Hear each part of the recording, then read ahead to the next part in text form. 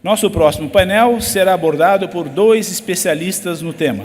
Contudo, devido ao imprevisto incontornável ocorrido no dia de hoje, a doutora Roberta Fermi Sivolela, juíza auxiliar da Corregedoria Nacional de Justiça, foi impedida de estar aqui conosco nesta tarde, mas manteremos o privilégio de ouvi-la em transmissão ao vivo para sua participação.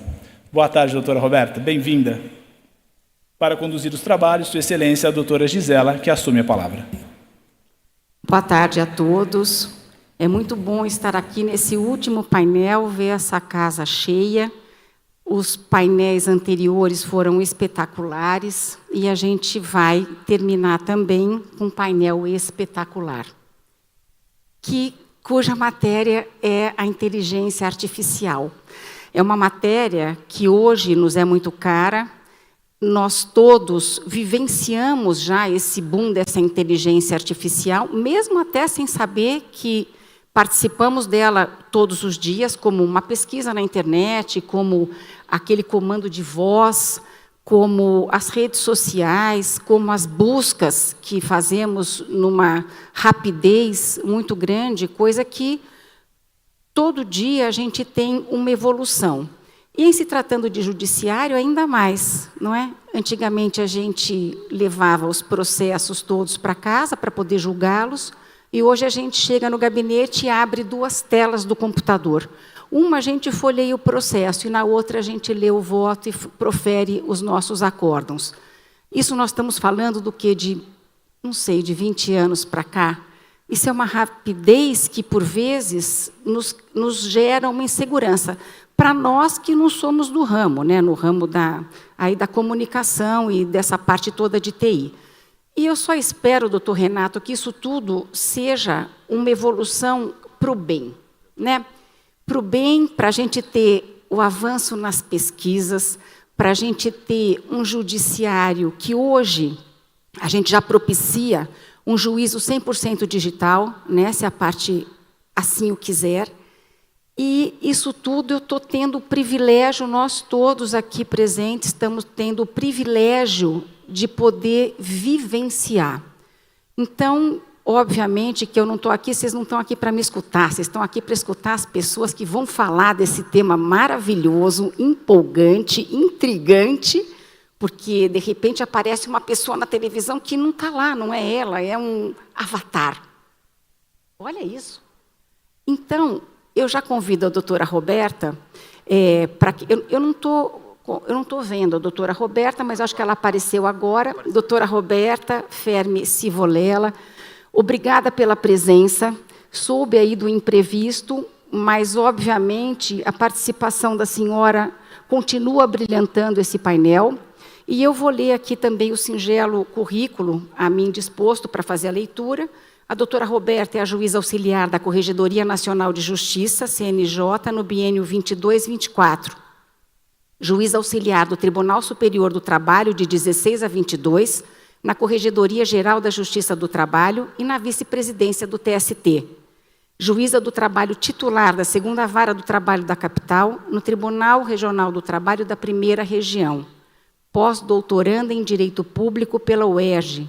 Doutora em Direito Processual pela Universidade do Rio de Janeiro, UERJ, mestre em Direitos Sociais pela Universidade Castilha-La Mancha e mestre em Direito das Relações Sociais e Trabalhistas pelo Centro Universitário do Distrito Federal. Bem-vinda, doutora Roberta, está com a palavra. Boa tarde a todos, boa tarde, desembargadora Gisela, saúdo também meu colega de mesa, né, embora esteja aqui virtualmente, já utilizando esses instrumentos tecnológicos, né, o doutor Renato Blum, para falarmos desse tema instigante. Queria agradecer inicialmente, demasiadamente, à desembargadora Ana Paula Lockmann, né, por meio de quem foi feito o convite, né, do desembargador Samuel também. É uma honra muito grande para mim estar aqui, uma pena né, não poder estar presencialmente. Ainda bem que os instrumentos tecnológicos nos propiciam essa opção, né, de participar telepresencial. Mas hoje, até para justificar, né, qual foi esse compromisso inadiável, hoje nós tivemos o Fórum Nacional de Corregedores, estamos aqui também em término de gestão. Jornada Maria da Penha eram dois compromissos que realmente precisava estar aqui como coordenadora da corregedoria, precisava estar aqui presencialmente. Mas fiz questão de participar e o TRT 15 foi bastante aí complacente também e compreensivo com esses motivos. E sem muito mais delongas, que estamos aí no final, né, da jornada do dia de hoje. Eu já vi na programação que tivemos aí palestras sensacionais, acompanhei o painel anterior, né, Dr. Bruno Freire falando também, professor lá da UERJ, né, com quem eu tenho a honra de conviver academicamente, né, e um grande amigo também. Enfim, temas instigantes que foram colocados aí em relação ao direito do trabalho e que nós temos um desafio grande aí com a questão da inteligência artificial, né? Como o próprio tema do nosso painel fala, e não combinei com o Dr. Renato Blum, mas como acontece, eu brinco que é o anjo da guarda das palestras, né? Os temas acabam se complementando. Nós temos aí alguns pontos bem polêmicos, né, para enfrentar, e talvez o que seja o mais polêmico nos dias de hoje é realmente o uso dentro da atividade jurisdicional, que é até o que dá a tônica do nosso tema do painel. Como a desembargadora Gisela já adiantou, nós tivemos um boom aí desse uso das ferramentas tecnológicas, né, principalmente a partir da pandemia. E a Justiça do Trabalho tem uma peculiaridade, né? E posso falar isso de carteirinha. Na verdade, o tema da inteligência artificial caiu no meu colo quando eu estava terminando a tese do doutorado, né? Sob precedentes, que é realmente um dos recortes que eu acho que tem maior uso, né? São várias ferramentas que a gente tem aqui dentro dos tribunais brasileiros que utilizam para essa finalidade, ou de admissibilidade, ou de agrupamento dentro dos precedentes, e me vi na premência de incluir isso na tese também. Paralelamente, eu estava lá na corregedoria, no TST, e o que eu verifiquei é que nós, na Justiça do Trabalho, eu sempre digo até que a gente tem que divulgar mais o que a gente faz, né? A gente está sempre na vanguarda das coisas, né? E não por acaso, com aquela urgência da pandemia, como um processo, que é um processo que cuida de questões verbas alimentares, de questões totalmente ligadas aos direitos sociais. Isso é uma das características também dos precedentes que a gente vai ver que tem uma influência para o uso de ferramentas de inteligência artificial. Nós acabamos caminhando um pouquinho na frente aí nessa questão. Já estávamos, né, bastante adiantados na questão de busca patrimonial, né, com o Red Lab, com tantos outros instrumentos que nós já utilizávamos, até por essa urgência, né, de trazer uma efetividade para os processos de execução. E com a questão da pandemia, o uso das ferramentas tecnológicas se viu muito urgente para nós, porque o processo do trabalho, ele precisa das audiências, ele precisa continuar, né? Todas as causas nos são urgentes. Enfim, dito isso, passei depois, né, passada a pandemia, vim aqui para o CNJ, e aí a gente começa a trabalhar com algumas questões de políticas públicas e dentro disso tudo também o cuidado, né, a gestão com os sistemas dos tribunais. Existem algumas pesquisas que tratam do tema, eu vou falar um pouquinho sobre elas. Eu tinha preparado uma apresentação, mas achei melhor, por conta de estar telepresencial e para evitar qualquer tipo de imprevisto aqui, não apresentá-la, depois eu vou disponibilizar também, se os senhores quiserem.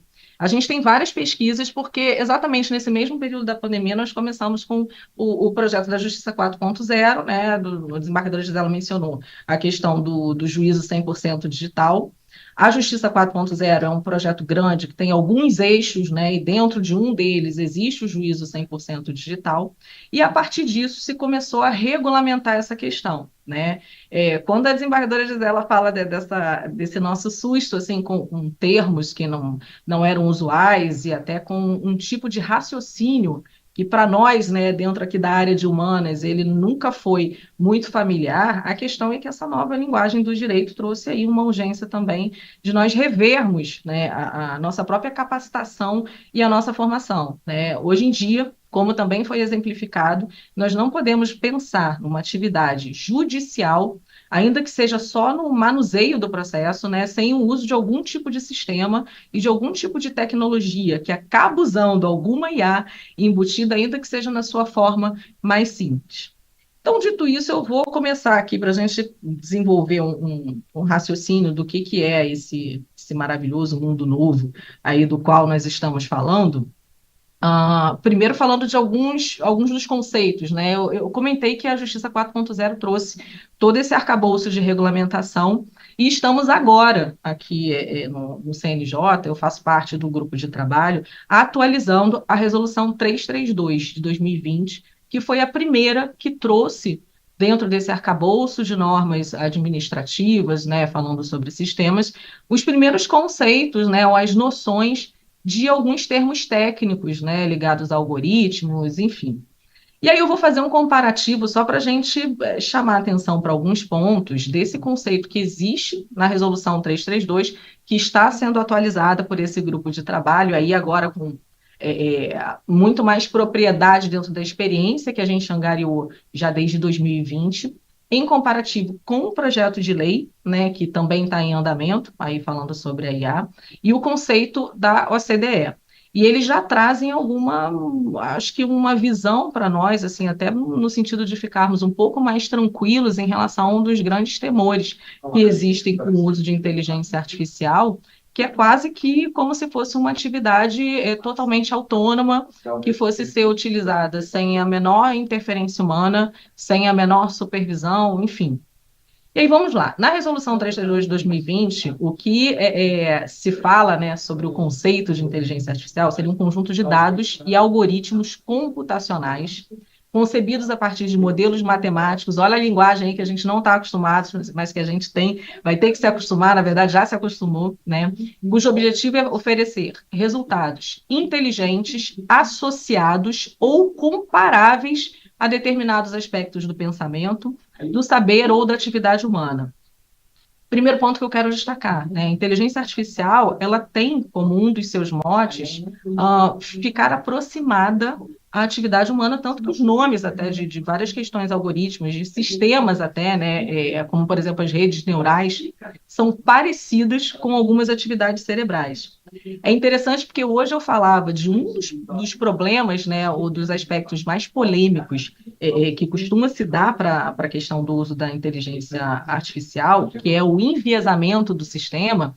E se a gente for parar para pensar, a atividade humana ela acaba sendo também enviesada, né? Não por acaso nós, como juízes, temos que ser imparciais, não há dúvida, mas há, muitas vezes, né, há teses, inclusive, sobre isso, uma dificuldade em se separar algumas questões que nós carregamos, né, pessoais, e que acabam levando a algumas conclusões dentro dos processos ou algum tipo de pensamento, né?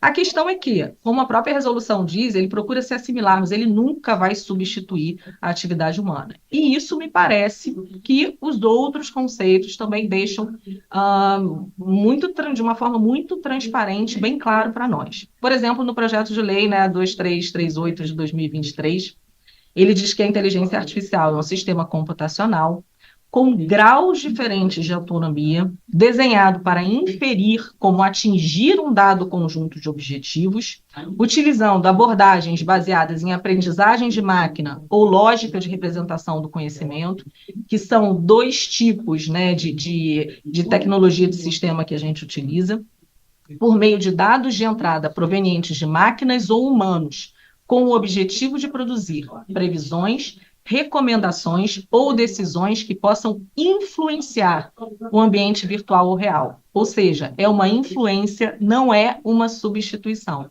Então, mais uma vez, a questão da supervisão humana, dessa acessoriedade, né, que é inerente aos sistemas de inteligência artificial, sendo trazidos aí de uma forma muito clara. Pelo OCDE, aí já diz que a inteligência artificial, o sistema, né, de IA, é um sistema baseado em máquinas que pode, para um determinado conjunto de objetivos definidos por humanos, fazer previsões, recomendações ou decisões que influenciam, mais uma vez, ambientes reais ou virtuais. E aí diz que esse sistema realiza essas atividades usando insumos de máquinas e ou humanos para perceber ambientes reais ou virtuais. 2, abstrair tais percepções em modelos por meio de análise automatizada. E aí, com aprendizado de máquina manualmente.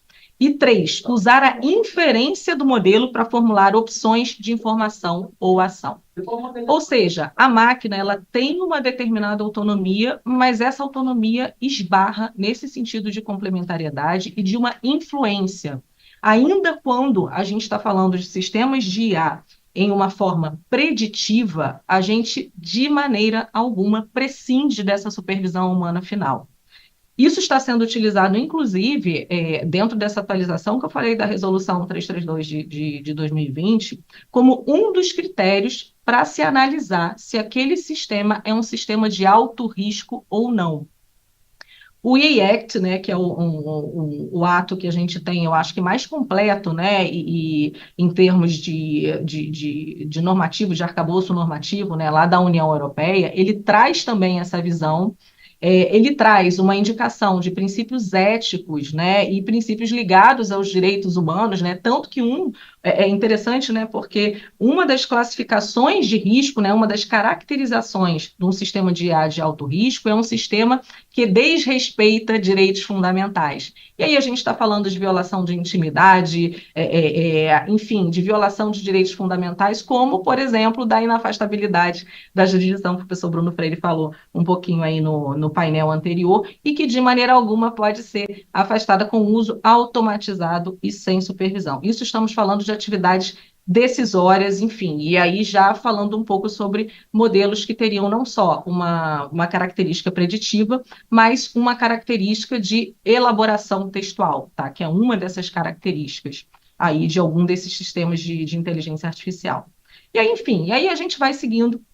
Nós temos vários conceitos aí dentro desses sistemas, machine learning, deep learning, o LLM, né, que é um aprendizado de máquina mais profundo, quer dizer, você realiza os inputs que a gente chama, você alimenta os sistemas com alguns dados, né, mas ele consegue chegar a resultados não previstos inicialmente, né, e consegue, inclusive, construir, né, outros tipos de fatores de alimentação que não haviam sido previstos. Isso significa o quê? Que realmente vai ter que ter sempre essa atividade humana aí fazendo esse grau de monitoramento, né, dentro desses sistemas.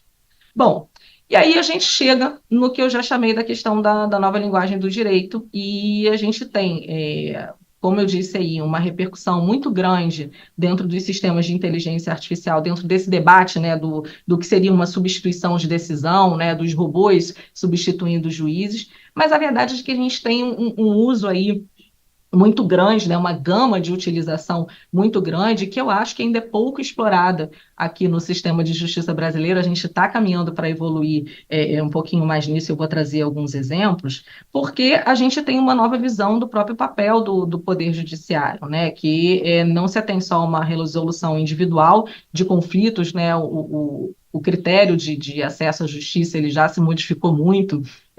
A gente está cansado de saber sobre isso, mas isso se aplica também para esse viés de resolução de conflitos e de gestão de processos, que hoje em dia é uma gestão democrática. Então, o uso dos sistemas de inteligência artificial, ele vai precisar observar isso também, né?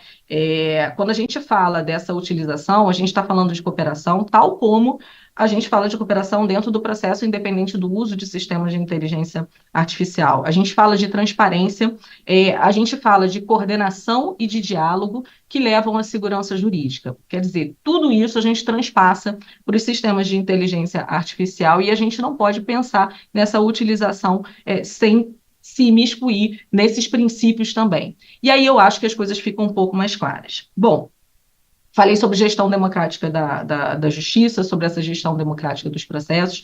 O Conselho Nacional de Justiça vem seguindo nesse mote, e aí, com certeza, a gestão dos sistemas que são utilizados pelos tribunais, eles também vão observar isso, né? Eu estou na Corregedoria Nacional de Justiça, mas na presidência a gente tem uma gestão desses sistemas. Eu vou falar um pouquinho da pesquisa, né? Se tivesse com a apresentação, vocês iam ver a tabela, mas é facilmente verificável dentro do próprio site do CNJ. Eu vou falar um pouquinho sobre como mudaram esses dados, mas a questão é que a gente tem um sistema de gestão, né, um tipo de gestão desses sistemas, que é o Sinapses, que é uma forma que o CNJ tem de verificar se esses sistemas de inteligência artificial estão observando esses princípios que eu mencionei há pouco, se estão atingindo os objetivos de efetividade, de otimização, de celeridade, com a observância desses direitos fundamentais, e aí a gente entra nesses vários usos que esses sistemas podem ter.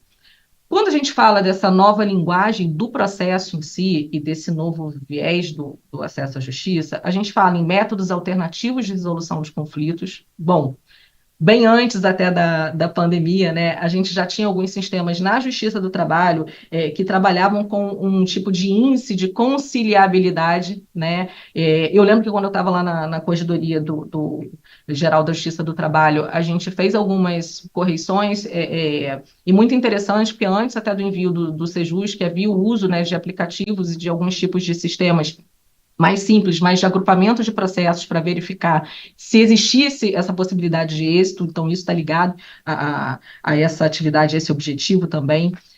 As políticas voltadas à desjudicialização, ou seja, as ferramentas de inteligência artificial para verificar, por exemplo, se já existe um precedente, né, se já existe algum IRDR, se já existe alguma decisão em sede de recurso repetitivo que possa indicar se aquele processo ele tem alguma chance de êxito, né, e aí talvez até estimular, ou se ele ainda está, se aquela matéria ainda está em debate, se estimular, por exemplo, uma mediação pré-processual. A gente tem, dentro dessa gestão democrática da justiça, a coletivização de conflitos, que tem a ver com tratamento de demandas repetitivas, e aí temos, dentro desse viés também, os centros de inteligência, que têm feito um excelente trabalho, um memorável trabalho dentro da Justiça do Trabalho, né? São vários exemplos de notas técnicas ligadas até a vários projetos, que eu vou comentar um pouquinho aqui, se me sobrar tempo, né, da Corregedoria Nacional de Justiça, né, bastante avançados, e que exatamente com esse cruzamento de dados, né,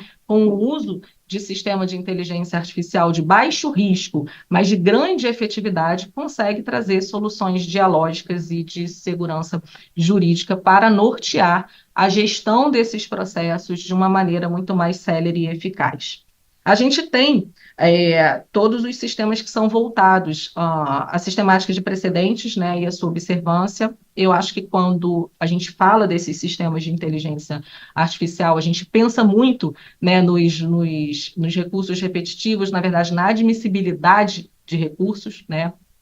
E aí entra, talvez, um dos grandes desafios, né, que eu vou já entrando aqui um pouquinho, vou falar, que é a questão dos precedentes, né, e a pergunta que eu digo que é a pergunta de $1 milhão, né, o que é a ratio decidente, o que é o obter dictum, quais são os elementos periféricos daquele precedente e o seu núcleo vinculante, e que estão muito ligados às peculiaridades de cada microsistema processual, né?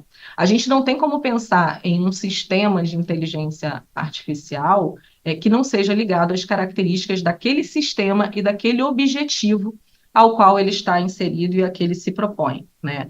Falando um pouquinho aqui da Justiça do Trabalho, a gente tem algumas peculiaridades, né, que eu costumo mencionar para os precedentes que tornam, inclusive, um pouco mais difíceis, né, essa característica aí de análise da ratio decidente do obter dictum, que é, por exemplo, a alta carga fática, né? A gente tem um número aí de premissas fáticas muito grande, né? Não raro a gente tem aquelas iniciais com pedidos de A a Z, e aí, por conta disso, existe uma variabilidade maior, que faz com que, para que um sistema de inteligência artificial seja mais eficaz na identificação desses precedentes, ou nessa identidade, né, de precedentes, ele também precisa ser alimentado com um grau de variabilidade muito alto. Por exemplo, tentando ser um pouco mais claro, expressões semânticas, né, que são colocadas como inputs, que são utilizadas para identificação por similaridade desses sistemas, elas precisam ser amplas a ponto de abarcar todas essas possibilidades, mas, ao mesmo tempo, muito claras e precisas para que não haja um enviesamento ou alguma falseabilidade aí no resultado desses sistemas na hora de identificar o precedente e o seu cabimento naquele caso concreto, né?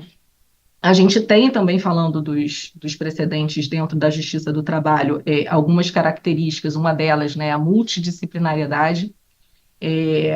A gente é suspeito para falar, né? Nós estamos aqui num Congresso Nacional que fala sobre o direito do trabalho, mas eu acho que é uma das poucas searas do direito que tem tantas ligações e repercussões, né, das suas decisões em tantas searas distintas, né, em economia, enfim, a gente tem essa íntima ligação com os direitos sociais, a gente não pode falar de direito do trabalho sem falar do direito constitucional, a gente tem o nosso processo do trabalho com uma falta de código próprio, né, vamos voltar aí à discussão do painel anterior, mas que faz com que nós também estejamos ligados em muitos pontos ao processo civil, porque nós temos que nos valer dele, enfim, são direito comercial, direito empresarial, o direito do trabalho está ligado a vários tipos de disciplinas e a várias searas processuais, então, por isso, tem que ser um sistema que consiga dialogar com esses outros sistemas também, né? E, como eu falei, a questão da repercussão social e uma necessidade de retroalimentação. A gente, em relação aos efeitos, né, do que as nossas decisões produzem. A gente ainda não chegou nesse ponto, mas, inclusive, uma das questões que eu defendi lá no projeto do pós-doc é exatamente uma possibilidade de uma criação de um sistema, né, na verdade, utilizando as tecnologias que já são existentes, para a gente conseguir monitorar, né, quais são os efeitos desse precedente no mundo dos fatos, né? Ele é criado com um objetivo, e vamos ver se esse objetivo social ele está sendo realmente atingido, o que seria facilmente obtido com uma interoperabilidade, ou pelo menos um compartilhamento de dados, né, com órgãos e setores da sociedade que tivessem aí essa competência, né, por angariar esses dados desses efeitos de repercussão social, até para nos dar esse feedback, né? Vejam que isso serviria, inclusive, para um acompanhamento da eficácia do precedente em relação à sua necessidade de superação, até com um mecanismo de acompanhamento desse overruling, né, que é uma coisa que nós não temos. A própria estruturação de como, né, procedimental, de como um overruling deve ser feito dentro do nosso sistema de justiça, né, ele é bastante nebuloso, então isso ajudaria bastante. E, ainda falando dessa questão do overruling, o uso dos sistemas de inteligência artificial, e aí para essa caracterização, né, com objetos semânticos dentro dessa adequação equilibrada que eu mencionei, né, amplos o suficiente para abarcar, para não deixar de fora, né, situações que sejam abarcadas por aquele precedente vinculante, mas também claros e precisos para não trazer margem a nenhum tipo de enviesamento, isso também nos ajudaria por uma questão muito sensível que eu já vi, que foi objeto de um painel específico, agora não lembro aqui na programação se foi hoje ou mais cedo, eu acompanhei o painel anterior ao nosso aqui, ou se vai ser amanhã, que é a questão das reclamações constitucionais, né? Muitos dos debates, muitas das polêmicas, né, que advêm aí das decisões proferidas, vem exatamente dessa dificuldade em se inferir o que seria uma premissa fática que faz parte do núcleo vinculante daquele precedente e uma premissa fática que não faz parte, né? E aí indicando o que seria reexame de fatos e provas não cabível por meio de reclamação constitucional e o que não seria, né?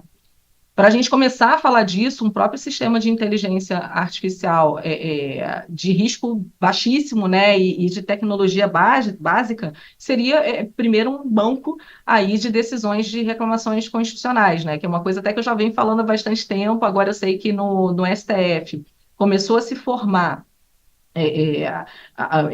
um sistema de buscas em relação a isso, lá no TST também, agora na gestão do ministro Aloysio em relação a vice-presidência, mas é uma coisa que nós temos que pensar porque traz exatamente essa efetividade, essa celeridade aí que nós almejamos dentro de toda essa sistemática, né? E aí, vou falar um pouquinho aqui, já nesse tempo que me resta, sobre alguns achados, né, dentro das pesquisas que foram feitas aqui no Sinapse, que estão disponíveis, né, aqui no site do Conselho Nacional de Justiça, e se der tempo um pouquinho no final, pincelar algumas coisas que a gente tem feito aqui na Corregedoria também, para a gente entender como é que esses sistemas de inteligência artificial têm sido utilizados. Bom, dentro do painel que a gente tem do Sinapses, né, de pesquisas que foram feitas junto aos tribunais, a gente tem, hoje em dia, em andamento, né, cerca de 140 projetos de IA. Tem uma pesquisa até muito famosa da Fundação Getúlio Vargas, que foi feita durante a pandemia, né, e foi apresentada em 2022. Nela constavam 118, então vejam que isso já aumentou, né? Eu fiz até uma filtragem por ramo de justiça, né? E a gente, na Justiça do Trabalho, né, a gente tem 24 tribunais, né? E os projetos de IA em andamento são 20, né? Total de tribunais com projetos de IA em andamento 15. Então vejam que a gente ainda pode, né, avançar um pouquinho nisso, mas estamos bem em termos de proporção. Esse número aumentou de um ano para outro. Vejam como é que a escalada tem sido rápida, né? A grande questão da inteligência artificial, só antes de eu passar aqui para esse percentual de aumento, né, que talvez seja uma dificuldade para nós dentro do direito, que acompanha o mundo dos fatos, é que as coisas mudam numa velocidade incrível e que o nosso processo legislativo e de formação de jurisprudência ele não consegue acompanhar. Então, isso demanda também que nós passamos a uma reflexão de como nós faremos, né, para nunca estar na contramão desses avanços tecnológicos, porque nada pior do que um cenário onde não há regulamentação e há insegurança jurídica, porque eu acho que é aí que as coisas começam a se propagar. Eu acho que os medos, né, eles legitimamente começam a aumentar, e talvez se perca uma possibilidade de um uso muito profícuo e de muita otimização da eficácia do processo por esses sistemas, né? Muitas questões, como eu já falei, né, acabam sendo deixadas de lado, né? Questões simples, eu vou dar um exemplo já também de coisas que são utilizadas lá fora, que a gente deixa de utilizar aqui no Brasil, pensando até em algum tipo de uso de uma tecnologia mais avançada, quando questões de baixo risco poderiam ser utilizadas. Mas, enfim, voltando aqui a essa questão do percentual, se a gente for comparar o total dos projetos de IA de 2023 em relação a 2022, né, eles tiveram um aumento de 26%, o que é muita coisa de um ano para outro, né, para a gente ver como é que isso muda realmente com uma velocidade incrível. E um outro dado interessante, mas que eu acho que é importante trazer até para nos dar essa segurança, né, o total de projetos de IA que são elaborados e construídos completamente sem apoio de entidades externas dentro do tribunal é infinitamente maior do que os outros, né? É muito majoritário, né? Acho que está na casa aqui de mais de 60%. Né? No máximo, esses projetos são feitos em parcerias, né, com universidades, enfim. Mas nós temos realmente um potencial de criação e de evolução dessas ferramentas interno muito grande, o que é excelente, porque aí a gente consegue observar essas questões que eu falei, principalmente as peculiaridades, né, de cada tipo de sistema ao qual aquela ferramenta vai ser utilizada. E aí, passando para os objetivos que a gente tem de maior uso aí de inteligência artificial, busca de casos similares, né, essa questão da similaridade que é utilizado muito para admissibilidade de recurso extraordinário, ou mesmo para análise, né, para triagem de processos, né, em primeiro grau, de segundo precedentes, enfim. Classificação de documentos, automação de documentos processuais, indexação de documentos, sugestão de movimentos de despacho, né, então uma questão totalmente ligada à gestão processual, padronização de legislação e jurisprudência, consulta à legislação, identificação de litigância predatória, que é um dos projetos aqui da Corregedoria Nacional de Justiça, né, com a criação da rede, sumarização de documentos, predição de ato de magistrado, né, que é exatamente essa situação de indicar se já tem jurisprudência, se já existe precedente anterior. E se a gente for observar as ferramentas para a criação de textos, são pouquíssimos ainda que utilizam, né? Existe uma polêmica muito grande em relação a isso, né? A gente, como eu falei, a gente está atualizando a resolução 332, a gente já teve caso que chegou aqui à corregedoria, mas a questão é que a elaboração de textos por si só, ela não deve ser considerada, né? O principal é a gente observar se existe esse acompanhamento e esse caráter de acessoriedade da ferramenta, né? Ela não é uma ferramenta que vai produzir uma decisão por si só. Mas esse assunto ainda não está pacificado, portanto, eu estou dando a minha opinião pessoal aqui, né? De que eu acho que a gente não pode afastar isso de plano, né? Mas, obviamente, a gente tem que pensar numa regulamentação e numa possibilidade sempre do acompanhamento humano, mas talvez os dados que eu trouxe aqui, eu acho que trazem um pouco mais aí de segurança e diminuem um pouco o temor por essa substituição, né, ou para a realização de atos que não contem com essa observância dos direitos fundamentais, né. E aí, caminhando para o final aqui, que eu já estou esgotando meu tempo, mencionando um exemplo, né, eu dei vários exemplos de uso, né, que essa pesquisa do CNJ fez com relação aos projetos existentes, né? E a gente vê que a maioria é ligada a situações de baixo risco, né? Mas existe um afã muito grande dessa construção de ferramentas de inteligência artificial voltadas a essa questão de um risco maior dessa elaboração de texto, enfim, da construção de decisão. Talvez, e aqui fica uma reflexão, né, aqui para o final, a gente esteja com o olhar voltado alguns passos à frente, né? Eu vou dar um exemplo que é quase que uma unanimidade, né, lá fora, né? Tem um professor lá de Santa Catarina que fez uma apresentação no grupo de trabalho, até já escrevi algumas coisas com ele, que é o professor Gustavo, sobre a pesquisa dos sistemas de inteligência artificial que estão em uso na União Europeia, né? E curioso, porque os sistemas que foram considerados de alto risco foram os preditivos, né? Principalmente na questão das ações coletivas, mas tem uma questão que seria de extrema utilidade, que de baixíssimo risco e que nós ainda não utilizamos no Brasil, que é uma ferramenta de anonimização de decisões, né? Isso tem um potencial aí de utilidade incrível, né? Porque ele resolve muitos problemas em relação a LGPD, ele resolve muitos problemas em relação a casos sensíveis, né? Que nos trariam subsídios para matérias muito sensíveis, como envolvendo menores, enfim, envolvendo, por exemplo, violência contra a mulher, né? E falando um pouco da justiça estadual, mas na trabalhista também temos, porque assédio laboral, né? A gente tem assédio eleitoral, a gente tem milhões de questões que são sensíveis, e essa anonimização muito simples possibilita buscas, auxilia na publicidade dos atos com essa observância à intimidade e aos direitos fundamentais, e a gente não utiliza, né?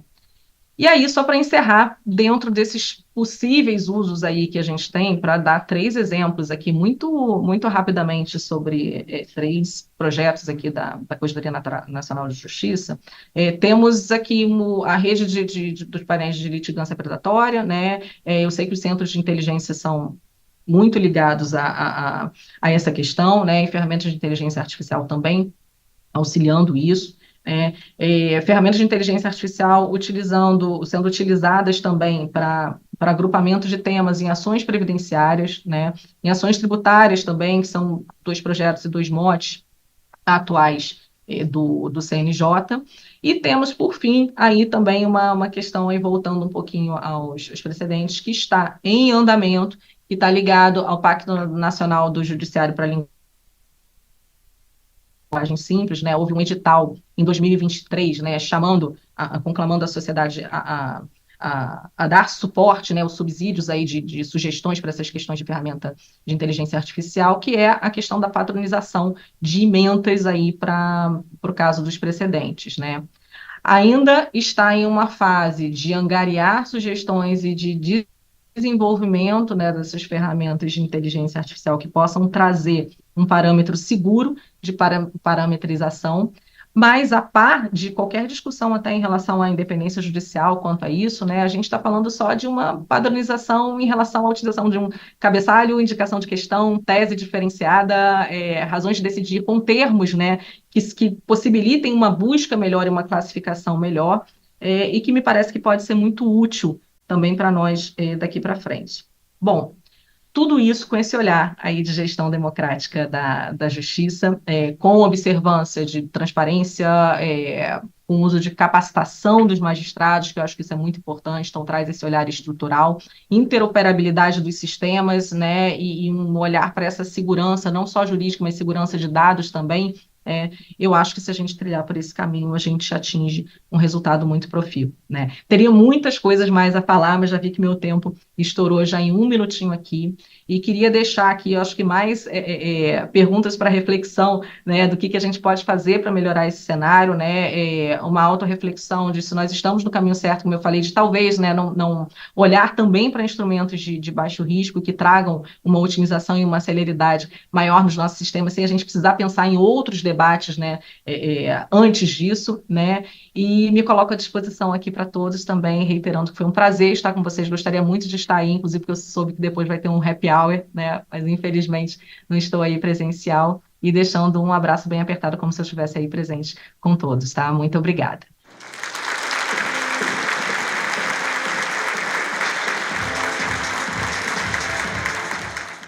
Obrigada, doutora Roberta. Realmente é muito interessante saber de todos esses projetos, de tudo que está por vir, né? E também de fazer entender um pouquinho da nossa realidade da justiça do trabalho, que, por ser uma justiça onde a gente lida muito com matéria fática, a gente tem esse tipo de restrição, mas, em contrapartida, a gente consegue fazer toda essa aplicação dessa inteligência artificial por meio de buscas e tantas outras coisas que facilitam o nosso trabalho. A única coisa que ficou um pouco para mim, quão difícil são essas explicações relativas à inteligência artificial, né? Numa siglazinha, IA, quão complexo é a definição.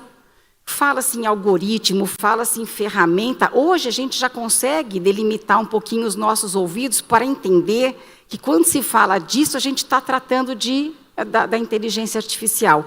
Mas eu acho que tudo isso é um processo que a gente está começando a ficar cada vez mais próximo.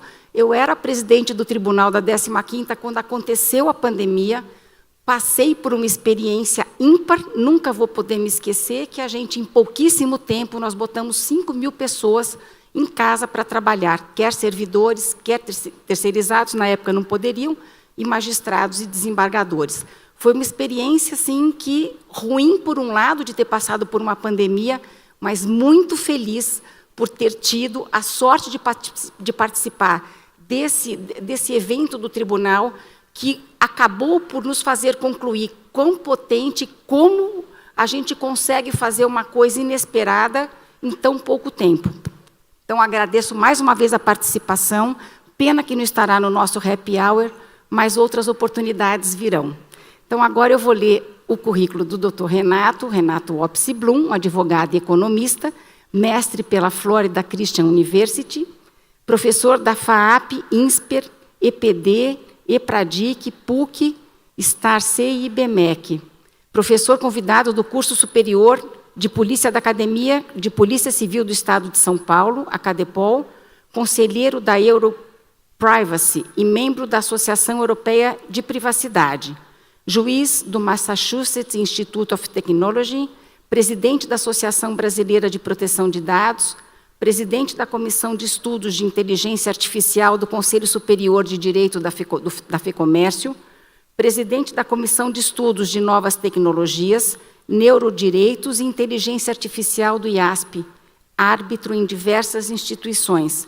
Escreveu e participou de mais de 20 obras relacionadas aos temas de direito, tecnologia e privacidade de dados, tais como direito eletrônico, a internet e os tribunais, Manual do Direito Eletrônico, Lei Geral de Proteção de Dados e Internet, Data Protection Officer encarregado, entre outros. Doutor Renato, com a palavra. Boa tarde, boa noite. Boa noite! Desembargadora Gisela, muito obrigado. Eu vou pedir um favor. Posso quebrar o protocolo e sair da mesa? 6 horas, eu vou ter que improvisar. Mas primeiro eu queria agradecer ao convite da desembargadora Ana Paula. Obrigado pela confiança. Desembargador Samuel, também um prazer conhecê-lo. Roberta está aqui conosco online em algum lugar. Deve estar me ouvindo. Roberta, boa noite. Eu estava ali mexendo no meu dispositivo para confirmar um dado. E eu vou falando e vou dando já algumas dicas. No finalzinho eu passo alguns slides. Que dado eu fui confirmar? Eu queria lembrar qual era o número de pessoas que acessaram o ChatGPT quando ele foi lançado. Pessoal das câmeras, eu posso andar? Não tem problema? Ok. Em 2 meses foram 100 milhões. Foi o recorde da história dos dispositivos, das plataformas, dos aplicativos. Por que tantas pessoas acessaram em 2 meses em tão pouco tempo? E aí tem uma questão muito curiosa do ser humano. Nós temos uma tendência a fazer aquilo que é mais fácil. Não temos? É natural. E se eu perguntasse, o que é mais fácil hoje? Pedir uma petição no ChatGPT ou usar um modelo que a gente já tem no escritório? Ainda é mais fácil o modelo. Daqui a pouco, talvez não. Só que aí eu trago uma nova premissa, desculpe. Estou aqui dando as costas. Aí, daqui a pouco eu trago uma nova premissa. A questão não será somente o que é mais fácil, mas o que é mais fácil, mais seguro, mais ético e mais legal. O que eu quero trazer aqui, e a Ana Paula falou, Renato, vem e diz os seus palpites, tudo que você está experimentando, pesquisando e o que você acha. Eu vou ser bem direto. Nós teremos, vejam que aqui é quase que uma afirmação, nós colegas, magistrados, advogados, profissionais da área jurídica, Lawtechs, Legaltechs, etc. Daqui a 3 ou 4 anos, nós teremos uma mudança drástica nas nossas atividades. Estou dizendo nossas atividades porque nós estamos aqui debatendo no 24º Congresso de Direito do Trabalho. Temos profissionais do direito, mas o mundo vai mudar. Bastante. E não é daqui 3 ou 4 anos. Daqui 3 ou 4 anos, nós teremos essa mudança dentro de um período de 1 ano no máximo. Então, o que eu estou querendo dizer aqui? Dentro de 1 ano, nós vamos fazer isso aqui. Ó. Tudo vai mudar. Ou quase tudo. Eu comecei questionando o que é mais fácil. Por que todo esse interesse no modelo de inteligência artificial? E a Roberta já explicou que vem a ser, pelo menos, parte dos algoritmos. Porque dá a impressão que nós estamos conversando com uma pessoa, entre aspas, humana. Só que ela não é humana. Ah, mas Renato, você viu o que aconteceu há 4 meses atrás, quando a OpenAI, que faz o ChatGPT, que hoje tem 49% das ações compradas pela Microsoft, você viu o que a OpenAI fez? E aí nós teremos no direito já, vou tentar arriscar aqui uma mudança. A OpenAI lançou o 4O. O 4O é a liberação dessa conversa via chat, por isso que chama chat. Nós que adoramos usar o WhatsApp, que é a pior ferramenta possível de comunicação, mas usamos com intensidade. Tecnologia, tem um bordão, desembargadora, que a tecnologia vem para nos ajudar, mas às vezes não, ela vem para complicar. Ou vem para trazer mais oportunidades nessa mudança que eu estou dizendo aqui. Mas vamos lá voltar nessa conversa com o ChatGPT, que parece o WhatsApp. O 4O, nós vamos conversar em tempo real, por vídeo e por voz. Então, daqui a pouquinho, se isso já tivesse liberado, eu estaria aqui nesse evento, conversando com todos. Deixa eu vir um pouquinho para cá. Conversando com todos. Eu vou descer aqui um pouquinho, se der. Conversando com todos e vou ativar aqui o meu GPT-4O e vou perguntar, o que você está vendo aqui, ChatGPT? E vou ter uma configuração de uma voz feminina, masculina, etc. E ele vai me dizer, estou vendo um auditório completo. Você sabe sobre o que nós estamos falando? Talvez ele olhe assim, olha, as pessoas, uma boa parte ainda está de terno e gravata. Né? Hoje a gente não usa tanto. Talvez alguém da área jurídica, talvez. Você pode conversar um pouquinho com eles? Talvez, vou até arriscar. Eu paro aqui e falo, existem 7, 8 pessoas aqui, Renato, que estão no seu Instagram, que te seguem. E que ontem ajuizaram 5, 6 ações. Opa! 5, 6 ações. Vem para cá. Imagine fazer uma apresentação dessa conversando com o sistema. Nas minhas aulas, eu adoro dar aula, vocês viram que eu dou aula em um monte de lugar, isso vai acontecer. As minhas aulas são de direito digital, neurodireitos, tecnologia, etc. Eu vou ter que conversar com este cara, ou com esta pessoa, ou seja lá o que for. E ela vai interagir e vai responder. E trazendo para o direito, pode ser que eu pergunte, eu estou aqui no meio de vários magistrados, posso perguntar qual a tendência que eu tenho hoje de julgamento de determinada Câmara ou determinados magistrados que estão aqui. E ele traga. Então, a desembargadora Gisela, por o assunto vale transporte, alguma coisa assim, ou privacidade no trabalho, tem uma tendência de ter um julgamento mais aberto. Eu sei que eu tenho uma ação assim, que vai cair com ela, e aí eu rapidamente pergunto, quais são as minhas chances? 79% de perder. Desembargadora Gisela, o sistema está dizendo que eu tenho 79% de chance de perder. Como pode? O processo ele é casuístico. As testemunhas são outras, ainda que fossem as mesmas, mas os momentos são distintos. A fala, o dia, o sentimento, a eloquência, o momento da audiência. Isso tem que ser considerado, não pode ser igual, eu não posso seguir um número frio. Esses sistemas, eles não sabem que o Renato é Renato, né, que a desembargadora Ana Paula é Ana Paula. Eles sabem que isso é um token, que a gente chama, é token. Eles não sabem que 5 é o número 5 e que 5 mais 5 é 10. Tudo isso é token. Desembargadora Gisela, olhe com carinho, porque está dizendo que eu vou perder. Eu não posso perder porque a casuística é diferente. Então, eu estou usando isso em uma outra situação. Vejam que interessante.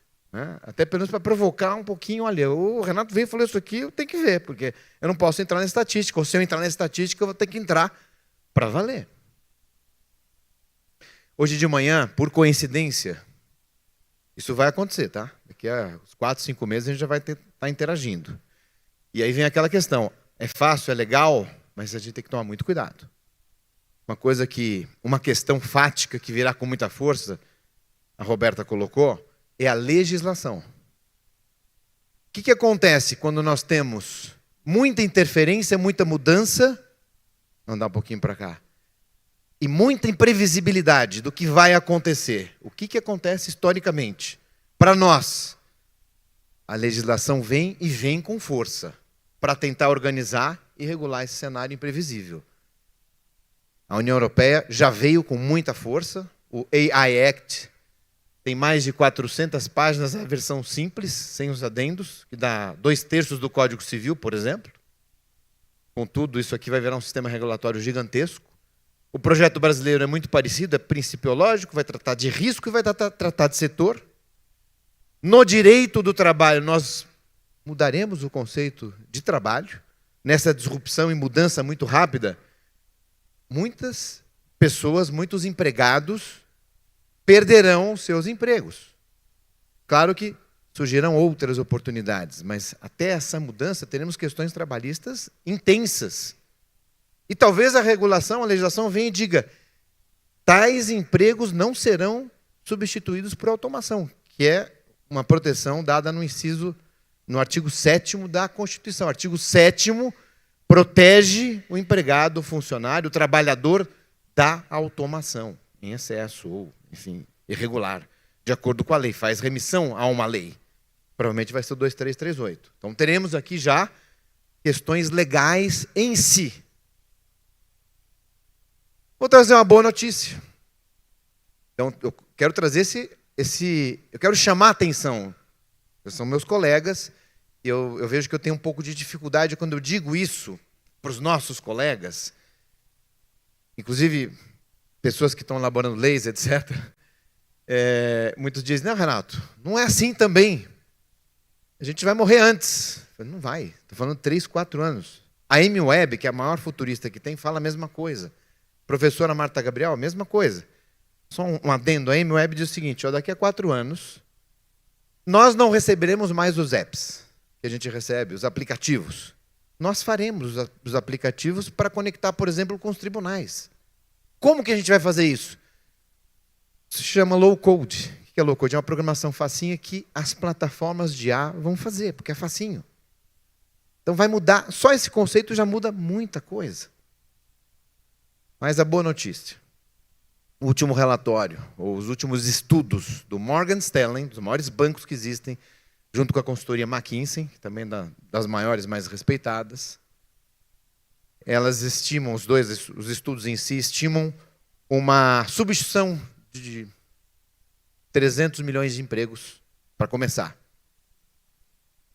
E cita lá no final empregos ou funções, profissões que não serão, ou dificilmente serão substituídas. Sabem qual é a primeira profissão que, segundo esse estudo, que é o mais recente, diz que não vai ser tão impactada, não vou dizer substituída, mas tão impactada? Cuidador, antigamente falava encanador, eu acho que não tem nada a ver, enfim. Mas esse estudo diz que a primeira profissão que sofrerá menos impacto é aquela profissão que tem menos previsibilidade, que é a mais dinâmica, que é a mais imprevisível, que é aquela que decorre de um aprendizado que não é de máquina, aprendizado humano, que é diferente, que é a atividade jurídica. Está em primeiro lugar. A atividade jurídica não vai. Em segundo lugar, os professores. Mas nós teremos muito mais desafios com a sociedade como um todo. A substituição rápida é um problema, é um desafio. Acho que a regulação deverá resolver isso. Acho que o direito irá protagonizar nessas questões. Mas o que eu estou dizendo aqui, nós teremos um novo direito, novas relações jurídicas num curto espaço de tempo. E nós não estaremos preparados para isso. Eu gosto de usar um tripé: tecnologia, tempo e potência. Tecnologia evoluindo sem parar, num tempo diferente. Eu não estou falando de mudança de tempo, estou falando outro tempo. E com muita potência. Quando isso tudo vem ao mesmo tempo, a gente não consegue se adaptar ou perceber, bagunça. Eu comecei dizendo o que é fácil, a gente tem uma tendência, eu não comecei? Se isso vem de uma vez só, e nós gostamos disso, e começamos a usar, a chance de nós cairmos numa dependência não identificada, não percebida, é gigante. E se aquele modelo, ou esses modelos estiverem contaminados? Temos vários casos já, por exemplo, na atividade jurídica, de que esses modelos, entre aspas, alucinaram ou inventaram decisões judiciais. Por que isso? Porque eles ainda são e serão matemática e estatística com base naquilo que eles têm dentro, que hoje, na sua grande maioria, é o conteúdo da internet que está sendo mapeado. Só que daqui um ano e meio, isso tudo já foi mapeado. E se aquilo que foi mapeado, ou coletado, ou minerado, e se isso tudo não for algo crível, certo, correto, verídico, etc. Como muitas vezes não é. Eu tenho um problema. A doutora Roberta falou aqui do viés. Muitos chamam de discriminação algorítmica, que não existe do ponto de vista jurídico isso. Eu não conheço nenhum programador que tenha com dolo feito de propósito uma programação para gerar esse tipo de discriminação. Isso a gente chama de bug, ou bug. Isso é um problema nativo da programação. Então teve uma versão, por exemplo, do Gemini, se não me engano, em que nós pedimos aqui, eu queria, ou do Lama, acho que era do Lama, eu quero imagens de guerreiros medievais. E só apareciam guerreiros negros. Eu quero imagem de um guerreiro medieval branco. Não, vinha só um negro. É um problema, uma falha. Dá para consertar isso? Não. Isso é discriminação? Não, isso é uma resposta equivocada. Mas não é discriminação em si. Renato, tem respostas equivocadas desses modelos? Muitas. Você testa esses modelos? Toda hora. É minha atividade. Você usa esses modelos no seu dia a dia? Ou faria isso num curto espaço de tempo para desenvolver peças ou atividades jurídicas em si? Não. Mas você usa para quê, então? Para melhorar o conteúdo dos trabalhos que nós fazemos. Pesquisar a jurisprudência, sim, mas eu tenho que confirmar depois. Por isso que eu coloquei, é mais fácil, mas nem tanto. Mas é interessante. Mas é dinâmico, parece que eu estou conversando com uma pessoa.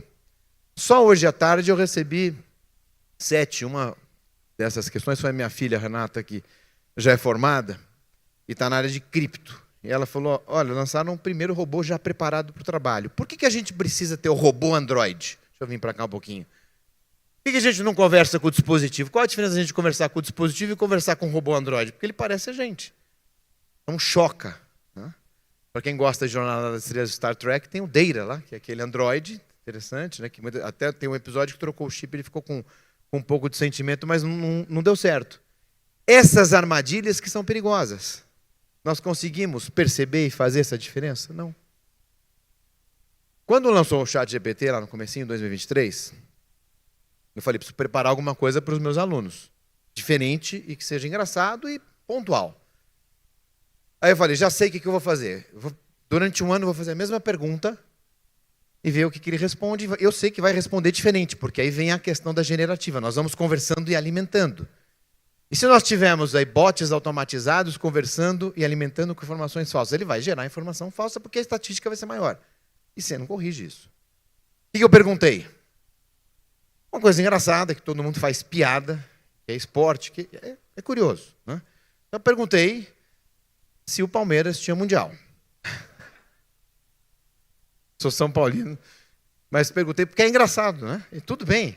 E foram 4 respostas diferentes mesmo, de verdade. A primeira resposta, não tem Mundial. 4 meses depois, Palmeiras tem Mundial porque ganhou do Chelsea. Só que não foi o Palmeiras que ganhou do Chelsea, foi um outro time. Num outro torneio, Mundial. Terceira vez, Palmeiras tem Mundial porque ganhou em 1951 e é equivalente ao Mundial, tem Mundial, acabou campeão. Final do ano, 4ª pergunta. Tem Mundial? Não tem Mundial porque tem só Mundial de 51, mas não tem o Mundial tal porque de 51 é diferente. Pode ser, começou a colocar isso tudo tal e terminou ali. Um outro exemplo engraçado, existem vários modelos de IA. Vou dar uma dica para vocês. Quem quiser, eu acho que todo mundo deveria fazer isso, tá? Baixe um aplicativo chamado POE, P-O-E, POE, Papa Oscar Eco. O POE, ele traz dentro dele os principais modelos, plataformas de IA. Dá para vocês ficarem testando, é interessante. A outra questão, usando o POE, inclusive eu fui usar nessa pesquisa que eu fui lembrar dos usuários, o ChatGPT não trouxe a informação dos 100 milhões. O que eu fiz? Eu fui na versão web, peguei na internet, dentro do navegador do POE, que tem um pouquinho de IA ali dentro, porque hoje em dia também tudo é IA. Né? Mas o que eu ia dizer é o seguinte, a gente discutiu outro dia num grupo de discussão interessante, tem um grupo chamado Futures, muito bom, o pessoal vai a fundo. E começou a aparecer ali uma série de imagens, e todo mundo perguntando para todos os modelos qual a cor do cavalo branco de Napoleão. Você sabe quais foram as respostas? Vou trazer 3. Primeira resposta, se não me engano, foi do Claude. Esse é um assunto muito polêmico, mas pode ser que seja marrom, porque Napoleão tinha uma preferência por essa cor, etc, etc. Começou a devagar. Eu confesso que eu fiquei até na dúvida. Falei, será que era marrom? Ou é tudo brincadeira do branco mesmo? Já um outro modelo, acho que foi o Gemini, veio e disse o seguinte, olha, cavalo branco era o nome do cavalo. Olha que interessante, não é? O ChatGPT, que já foi mais testado, veio e disse, isso aqui é uma piada. E normalmente as pessoas fazem tal para falar que o cavalo de Napoleão era branco. Então já foi treinado a estatística, já está lá no alto, os outros não. Olha que interessante. Então não dá para a gente confiar plenamente. Hoje de manhã, no evento do Migalhas, o juiz Fernando Tasso estava lá conosco e eu fiz uma provocação. Falei, Fernando, você está representando o Tribunal de Justiça aqui. Quando houver essa liberação, a gente estiver conversando em tempo real, eu vou poder, numa audiência, conversar com o modelo em tempo real? Não é uma pessoa, é um modelo, mas parece uma pessoa e pode dar informações. E você, como magistrado, vai poder fazer a mesma coisa? Que figura processual é essa? Por isso que eu estou falando que vai mudar o direito. Isso aqui é um pequeno exemplo, em tempo real, muito rápido. Que circunstância aconteceu tal fato? Quando eu disse que o modelo a mineração vai acabar, daqui a 1 ano e meio, que é a Amy Webb que fala isso, e isso, quando acaba, muda quem vai alimentar esses modelos? Nós com os dispositivos móveis. A gente chama de internet das coisas. São os sensores, as câmeras, os wearables, aqui meu iWatch, meu Whoop, etc. Tudo isso em tempo real. Um excesso de informações em tempo real. E aí vem proteção de dados, que tem um impacto muito forte na legislação, inspira, inclusive. proteção ao empregado, privacidade, intimidade. O meu receio é que a gente não tenha tempo para perceber isso e regular antes. A gente vai ter até a regulação, mas a mudança ela vai ser muito drástica. E eu não estou percebendo isso na nossa área, essa preocupação. O Fernando Meira, CEO do Pinheiro Neto, ele escreveu um artigo recentemente nessa linha, tá alertando. Eu almocei com ele outro dia, falando, mas como é que a gente vai convencer o pessoal que vai mudar? Eu estou vendo isso acontecer. Tem casos, por exemplo, dos advogados de Nova York, que juntaram, foram penalizados, $5 mil para cada um juiz do TRF aqui de São Paulo também, se não me engano de São Paulo, não me lembro, enfim. Também foi questionado. Existe o princípio da transparência, aquilo que é verdade não é, a questão das provas no direito, o deepfake. Hoje eu crio, se eu quiser simular esse auditório aqui, desse jeito, igualzinho, eu baixo 3 aplicativos e eu faço isso em 17 minutos. E fica tudo igual. Ah, mas vai para a perícia. Vai fazer uma perícia em A. Ver a dificuldade que existe. 90% das aplicações não tem nem subsidiária no Brasil. De onde é que estão essas informações? Marco Civil, etc. Não? Diferente. Então eu vou ter que tomar mais cuidado. O que é verdade, o que não é. Eu tenho uma dúvida. Talvez esse excesso que eu estou passando para vocês aqui, direto na veia mesmo, talvez esse excesso faça isso aqui. Ó. A gente dá um passinho para trás. Se ficar tudo bagunçado, ninguém acredita em nada, etc. Opa, temos que dar um passo para trás. Até faço um convite. Eu vou sair daqui, vou para o Mackenzie fazer uma aula magna lá, que muito em breve nós lançaremos aí uma extensão envolvendo IA, direito digital, essas questões, aqui em Campinas, no Mackenzie. Quero já aproveitar e fazer esse convite. Coloco nas minhas redes quando a gente tiver isso pronto. Mas é algo que vai mudar o nosso dia a dia. Bom, eu quis fazer essa longa apresentação. Eu gosto pouco de falar, na verdade adoro dar aula, sustentação oral, etc. Enfim. Mas eu trouxe alguns slides também, não sei nem se... Estão aí os slides. Eu vou fazer um pinga-fogo de slides, tudo bem? Só para passar rapidamente, vocês terem uma ideia. Vou pedir autorização, não sei se eu vou conseguir o deferimento, mas eu faço o requerimento. Vossa Excelência me concede um prazo adicional de uns 5, 7 minutos. Então aqui eu agradeço. Agora, meus colegas, topam mais 5, 7 minutos, ao invés do happy hour? Então vamos lá, vamos embora. Deixa eu ver agora, preciso ver os meus slides. Aqui está aqui. Vamos lá colocar os slides. Está ali. Ó. Vamos lá. O que a gente tem aqui? Contexto. 2005, 2013, 2 papas. O Papa Bento não tinha luzinha. O Papa Francisco, 2013, todo mundo com dispositivo. Todo mundo. Estou falando aqui de 8 anos de diferença, né? Muito bem, vamos lá de novo. Privacidade ou percepção? Brincadeira. Meu pai disse que você está espionando. Falando para o Zuckerberg, dono da Meta, que era Facebook até pouco tempo. Que até pouco tempo mudou o nome para Meta porque ia ser metaverso. Metaverso faz um ano e meio, um pouquinho mais, que já não tem mais metaverso. Só IA no metaverso. Então, veja como está mudando. Não, ele não é seu pai. Então, a gente pensa uma coisa, acontece 10 vezes pior ou diferente a outra coisa. Vamos lá. Opa, voltar. Aqui. Esse aqui é um vídeo, eu não vou passar, mas eu vou só referenciar isso, tá? Notem que tem um Android ali, um robô. E nesse vídeo há toda uma discussão. Se pergunta para o robô, o que você está vendo? Ele fala, maçã. Prato. Prato vai para onde? Para lavar a louça. Aí ele pega um papel, amassa e coloca. E o papel amassado? Vai para o lixo. Isso é programação pura. Isso aqui não é inteligência artificial em si. Isso é para a gente separar. Porque hoje, como eu disse, tudo é IA. E não é assim. Se eu perguntasse, há quantos anos nós usamos inteligência artificial? Vou dar 3 alternativas. 3 anos, 15 anos, ou...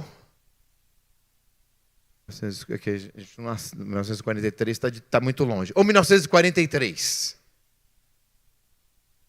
Vamos ficar com 13, com 15 anos. Quem usa há 3 anos, levanta a mão, por favor. Bom, então, por exclusão, todos os demais usam há 15 anos, né? IA. Que aplicativo de chat GPT tinha lá na época, hein? Lá, 15 anos atrás. Não tinha. A única coisa que se aproximava ao chat GPT, o chat GPT começou em 2018, 17, 18, mas não era na versão chat. E antes disso, nós tínhamos do Watson. Lembra do Watson da IBM? Porque era centrado. Era um banco de dados fechadão ali. Era o Watson. Essa IA que todo mundo fala, que é software, programação com potência, intensidade, isso a gente usa desde que existe a computação. Vamos lá, 1943, ou para quem quiser, 18, a professora Lovelace, quando inventou mecanicamente aquela máquina aritmética. O grande marco foi, depois, o Alan Turing, para quem assistiu o filme lá, 43, 44, quando a gente teve o grande computador a válvulas, né? Isso vai ganhando potência, software, hardware, etc., a gente ganha isso. A generativa, que a professora, a juíza Roberta falou, ela decorre, é algo imprevisível, ela até citou na normativa. E se nós formos na lei do software de 98, no artigo 1º, é muito parecido. A diferença é uma palavrinha só que a gente tem hoje. Uma palavra. A programação ficou tão intensa, com tanta potência, que ela traz informações que nós não pedimos, que é a computação, é a inteligência generativa. Vem a consequência que eu não programei, mas eu programei para ele gerar uma consequência X. E a palavrinha chama-se inferência. É um sistema inferiu. Isso decorre do AI Act, que está sendo incorporado em outras leis também. Vamos lá. Essa aqui é uma brincadeira que eu fiz do que é inovação. Aqui o Palmeiras já tem título mundial, está aqui o registro, tá? Não tem nenhum título mundial. Essa aqui foi a primeira resposta que ele deu. Não coloquei todas elas porque não deu tempo. Qual a cor do cavalo branco de Napoleão? Está aqui, não lembrava que estava aqui. Ó. Essa pergunta é frequentemente usada como uma espécie de pegadinha, pois a resposta está contida na própria pergunta. ChatGPT 4O. Os outros eu não coloquei aqui. É legítimo o uso da inteligência artificial na redação de petições trabalhistas? Vamos lá no core. Aí ele vem, coloca 4 itens. Eficiência e precisão, personalização, ética e responsabilidade, desenvolvimento tecnológico. Tudo genérico. Isso aqui é tudo genérico. Então a gente já usa, a gente já faz. Qual é o alerta que eu faço? Cuidado com o resultado. E aquilo que a gente já faz com os nossos modelos, nós continuaremos usando os nossos modelos, por questões éticas, legais, etc. E vamos melhorar com essas informações laterais. 9 melhores assistentes jurídicos de IA, maio de 2024. Aqui tem alguns aqui, ó, vários. Alguns, não são... Essa é uma matéria, não é uma opinião minha. Né? Existem hoje vários modelos, mas nenhum tão efetivo para a atividade jurídica em si. Tá? Saiu uma comparação, isso faz um mês mais ou menos, de uma aplicação. Eles compararam as decisões da Suprema Corte Americana e como o sistema iria julgar. Ele acertou mais ou menos 60%. Que, do ponto de vista da lógica, era até previsível. E os outros 40%? É muito. Para chegar na Suprema Corte. Vamos lá. O que eu tenho aqui? Um juiz acabou de usar o ChatGPT para tomar uma decisão judicial. Isso aqui foi o primeiro caso, na Colômbia. O juiz Juan Manuel Padilla Garcia, Tribunal de Primeira Instância de Cartagena, disse que usou a ferramenta de IA. Na verdade, ele não usou a IA para fazer a sentença em si, mas para enriquecer a sua sentença. E aí sim, nós temos que usar, sem dúvida nenhuma. E quando eu digo da substituição, isso que eu vou falar é certeza. Nós teremos mais informações, dados, insumos para melhorar o nosso trabalho. Do judiciário, dos advogados, de todo o sistema jurídico como um todo. Vamos ter mais acesso da população também, vai ficar mais fácil os juizados especiais, vamos ter mais processos, mais volume. Nós vamos ter mais trabalho. Com mais profundidade, vamos ter que contratar mais gente. Essa é a minha visão hoje. Para o nosso setor, ela é positiva. Não era há 8 meses atrás, tá? Ficou positivo agora há pouco tempo. Cadê? Ali. Vamos lá. Juiz do TRF1 usou o ChatGPT, citei. Processo, prova, inteligência artificial. Foi essa provocação que eu fiz. Numa produção de prova, uma prova testemunhal que seja contextual, será que eu vou poder conversar? Será que eu vou mudar o Código de Processo, a CLT, para permitir isso? Muito provavelmente eu vou ter essa mudança legislativa, sim. E será um novo direito, diferente. Principalmente na parte processual. Barroso diz que a inteligência artificial poderá escrever sentenças em breve. Tem um equívoco aí. Barroso, que ajudou muito meu filho, no evento que teve lá de Boston, meu filho ele foi sorteado. Eu tenho 3 filhos. Né? Tenho o Paulo Renato, que tem 16 anos. Aliás, estou com a minha querida e amada esposa aqui ao meu lado. Registrar em público humanamente, eu te amo muito.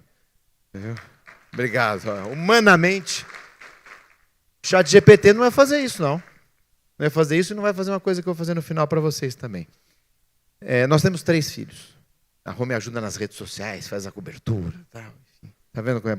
E é gostoso, né? Trabalhar junto com a família. Mas eu tenho o Paulo Renato, que tem 16 anos, que está no segundo colegial, que ele já é advogado, ele só não tem OAB. Mas a argumentação dele é forte, não vai ser substituído. Eu tenho o Beto, que está no segundo ano do IBMEC, foi meu aluno no ano passado, que gosta muito de programação. Tem a Renata, que já trabalha junto comigo na área cripto, como eu citei. Mas eu comecei a falar disso porque, tá vendo, parte humana é o amor, a gente se empolga, né? O Barroso, ele ganhou no IBMEC aquela viagem no Brasil Conference, e ele ficou na casa de um amigo que morou lá e estava indo para o evento, estava meio perdido, vi um senhor. E perguntou, o senhor conhece? Não, estou indo para cá, vem comigo e tal. Ele falou, aí depois ele me manda mensagem, pai, eu estava perdido, fiz isso, eu conversei, quem que era? Sabe quem era, pai? Era o Barroso. Assim, e eu encontrei o Barroso na festa outro dia e falei, agradeci muito, etc. Enfim, só para contextualizar, humanamente, o ChatGPT não iria parar para contar isso, já iria direto ao assunto ali. Que o Barroso estava falando, vamos voltar para o slide ali. O Barroso, volta slide, vamos clicar. Aí, Barroso disse que inteligência artificial poderá escrever, já escreve. Eu lembro, eu sou filho de magistrado. O pai chegou até o tribunal, foi desembargador, TJ de São Paulo, e ele usava modelos em papel, depois em disquete. Ele usava o WordStar, eu ajudava ele a fazer ESC-TS para salvar, ESC-TC copiar, né, fazer alguns acordos, tal. Já comecei a estagiar lá com ele. E ele usava isso, os modelos dele e os modelos do desembargador, depois ministro do STJ, Sidney Bennett, que no judiciário, esses modelos eram conhecidos como os burrinhos do Bennett, porque eram modelos estáticos.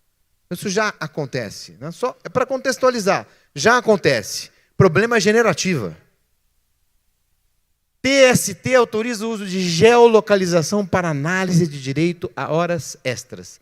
E se eu enriquecer essa geolocalização com mais dados, como eu citei aqui no início? Será que o TST, será que a Justiça do Trabalho vai permitir? Será que uma das formas de organização, por exemplo, o desembargador Gisela não está nem mais ali, está aqui. Cadê ela? Aqui, aí sim, estamos de frente, desculpa, porque eu estava ficando incomodado também de costas. Será que nós teremos precedentes de IA no seu trabalho? Eu vou arriscar. Será a primeira justiça que vai tratar da questão de forma mais contundente. Não tenho dúvidas. Espero compartilhar com vocês, que vocês compartilhem comigo essas decisões para que eu possa ensinar meus alunos e trazer a parte prática nas minhas aulas. Com a plataforma Sinapse, Judiciário assuma protagonismo no desenvolvimento de soluções de IA. Vou pular isso porque a Roberta já falou bastante disso, a 332 ela já citou também, estava aqui. Justiça 4.0 também, isso aqui é tudo software que vai ganhando corpo. Então aquilo que é repetitivo já está. Não vai mudar, isso aqui a gente só vai automatizar. Vai gerar mais potência para o resto, mérito, prova, produção, acesso à justiça, etc. Como a IA pode ser utilizada na advocacia e no judiciário? Aqui citei já alguns, aqui é só contexto. Questões éticas. Então, esse exemplozinho aqui, eu gosto muito do MIT, isso aqui, recomendo para vocês aqui, é o moralmachine.org. Tá? Todo mundo pode testar, depois testa o carrinho que vai atropelar pessoas. Vocês vão escolher se ele vai atropelar uma pessoa, 2, 3 pessoas mais velhas, mais novas, criminosos, caminhão de gasolina, etc., para ver qual seria a decisão mais acertada. E aqui, como eu estou com colegas, vocês lembram do livro Caso dos Exploradores das Cavernas? Que é o clássico estudo do estado de necessidade. E aqui? Mas, Renato, eu vou escolher quem eu vou causar um dano ou quem eu vou matar? Foi o que eu falei? É isso que se propõe mesmo. Mas, Renato, o desenvolvedor de um software, ou eventualmente um operador, vai ter que fazer isso? É óbvio que eu não vou responder, né? Se ele tiver como, e a gente vai para princípios de responsabilidade civil, até do próprio trabalhador, se eu tenho como evitar um mal maior, a questão é, o que é o mal maior?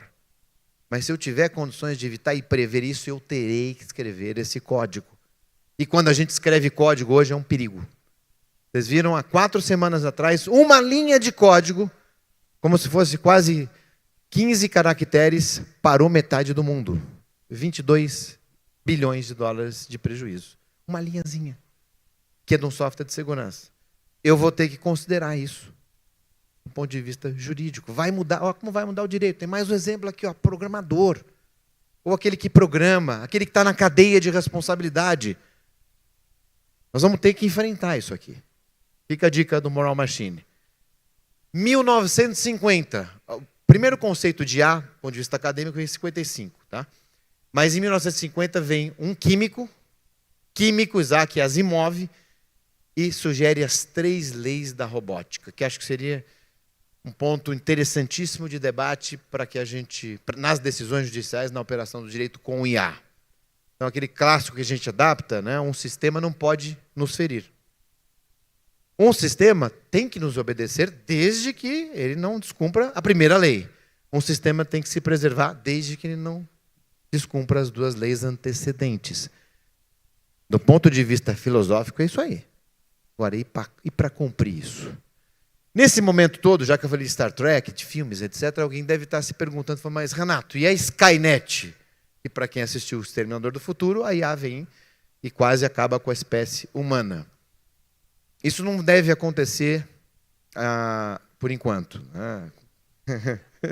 Demora um pouquinho mais, uns 50 anos, com o advento da computação quântica, que aí a gente não consegue controlar mais nada. Mas é só a título de curiosidade. Então vamos ter muito direito para a gente aplicar aqui ainda. Quem sabe até evitar essas coisas. AI Act europeu, como eu citei, aqui apenas para lembrar, sistemas de alto risco, muito parecido com o nosso projeto 2338. Notem que no caso do AI Act tem alto risco ali para trabalhadores, emprego, como tem aqui também no nosso. Tem alto risco para aplicações legais e administração da justiça. Olha o direito forte aí. 3 itens. E alto risco é regulação pesada. São várias restrições, sandboxes, testes, teste de estresse, enfim, uma série de requisitos para que a gente tenha efetividade e até algumas proibições. Por exemplo, o reconhecimento facial na União Europeia é proibido para crimes que não tenham... Não é nem menor potencial, médio potencial, só terrorismo ou crimes graves contra as crianças que você pode. O resto, alguns com ordens de outros eu não posso. Eu discordo. O índice é muito mais positivo do que negativo, mas a título de curiosidade. O nosso 2338 está aqui.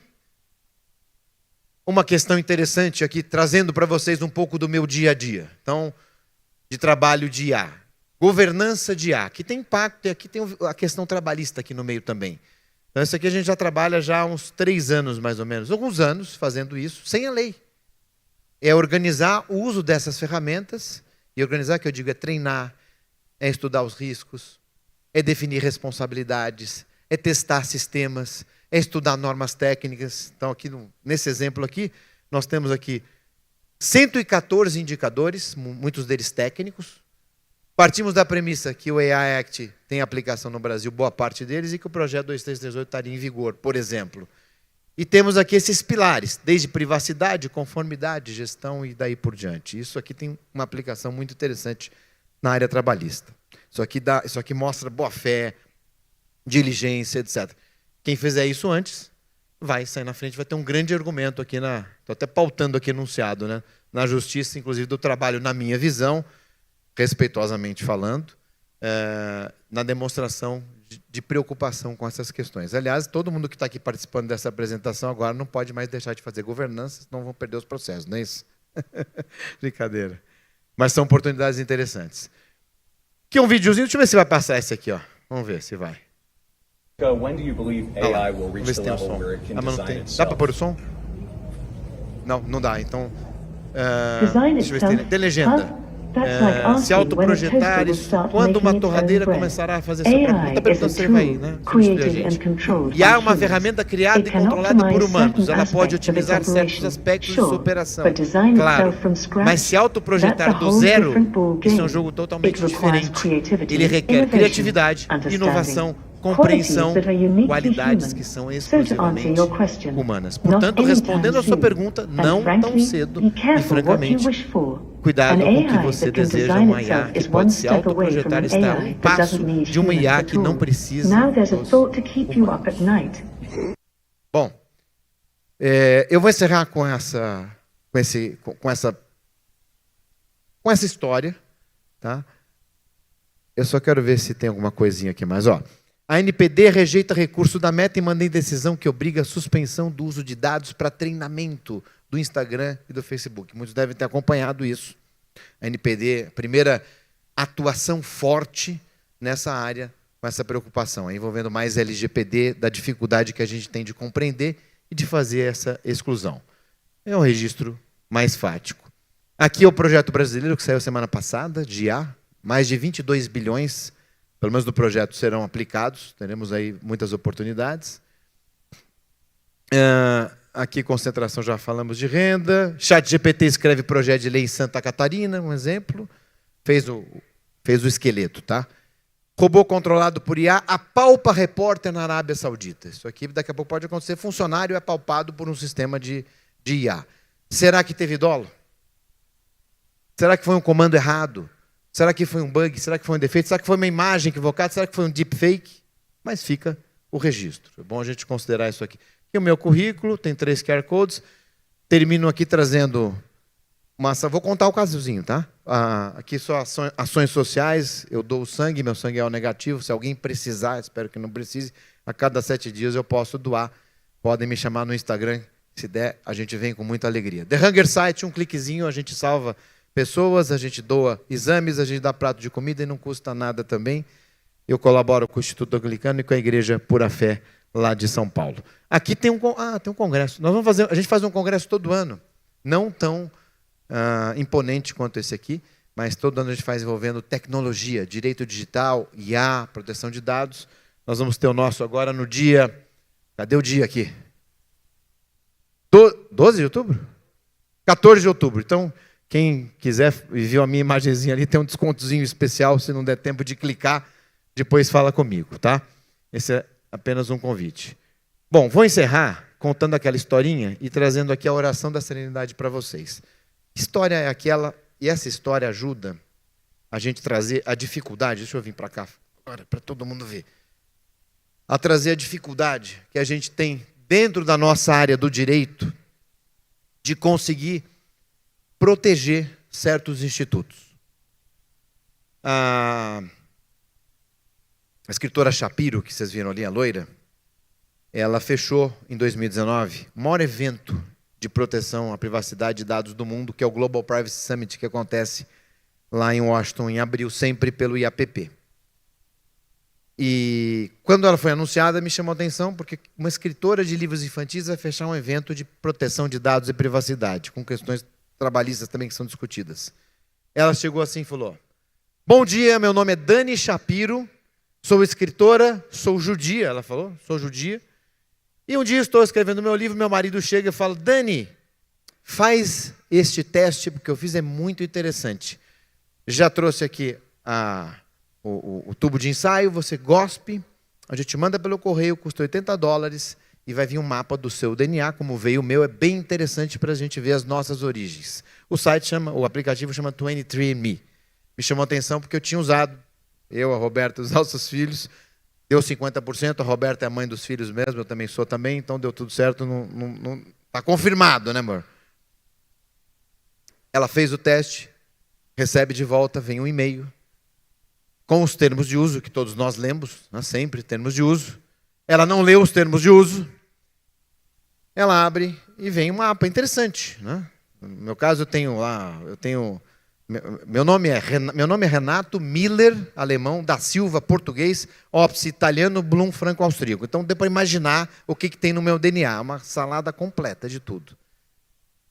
Ela abre, vê a análise, acha meio diferente, mas ela recebe, por não ter lido os termos de uso, ela clicou e autorizou o compartilhamento de fragmentos do DNA com outras pessoas.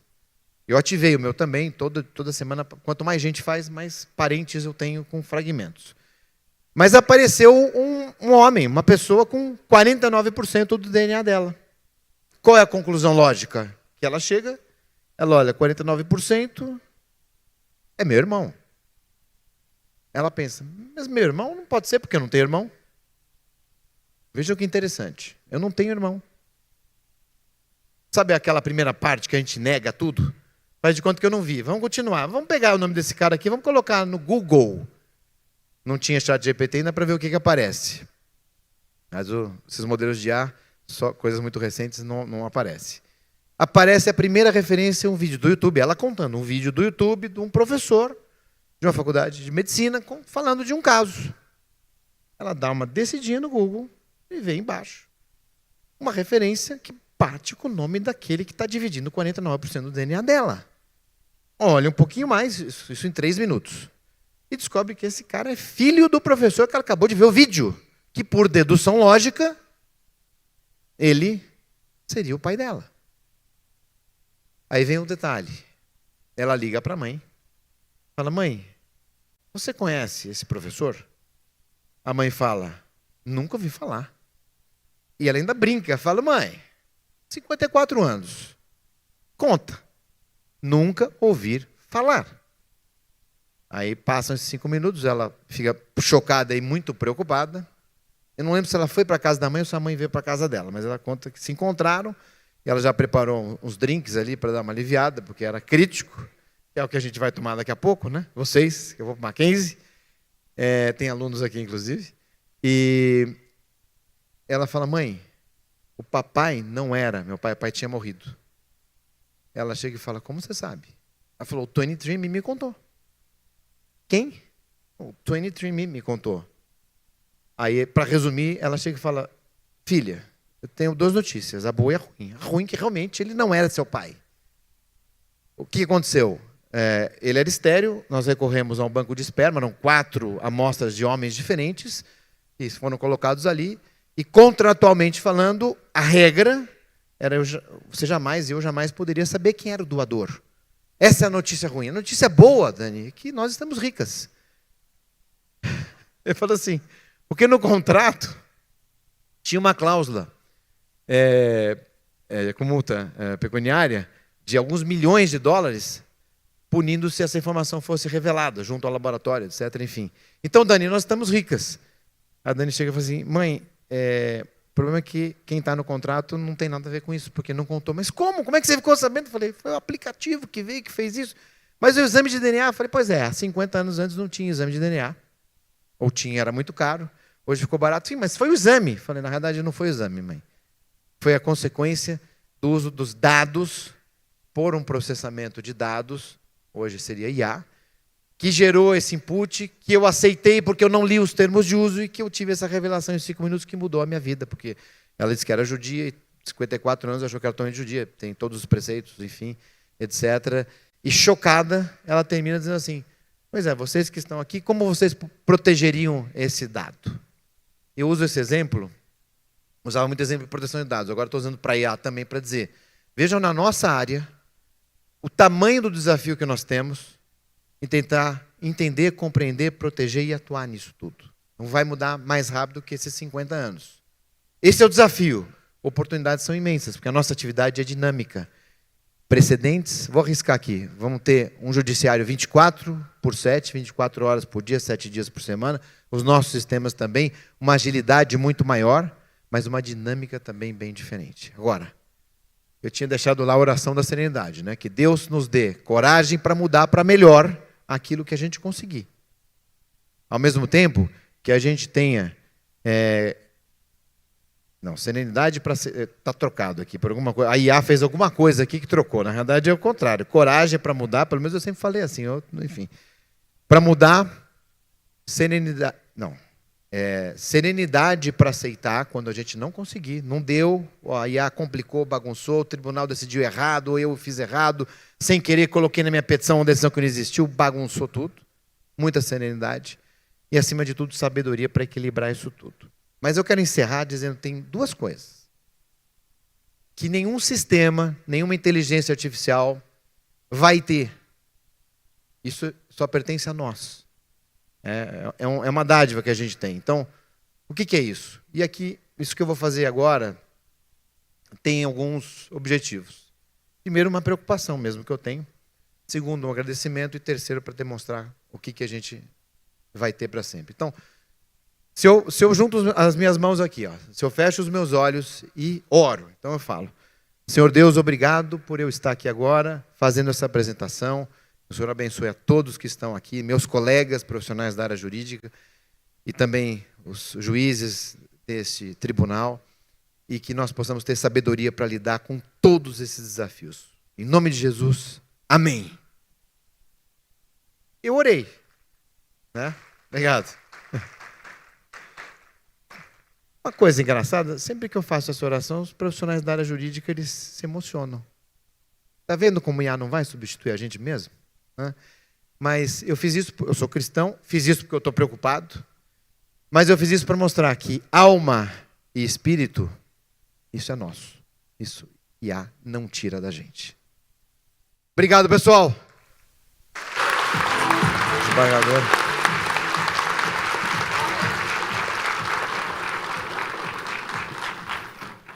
Bom, não tenho nem como falar e parabenizar o doutor Renato por esse final apoteótico, né, que a gente sabia efetivamente que iria acontecer. Agora, pensem só uma coisa. Se ele está preocupado, imaginem nós. Ele sabe de tudo, a gente está à mercê do que pode acontecer. Mas eu acho que a gente tem que ter fé e tudo vai acontecer para o nosso bem, não é? Vamos lutar por isso. Vamos lutar por isso. Obrigada pela presença, obrigada, doutor Samuel, por esse dia tão bom e tão produtivo, e a todos do Congresso também, e amanhã tem mais.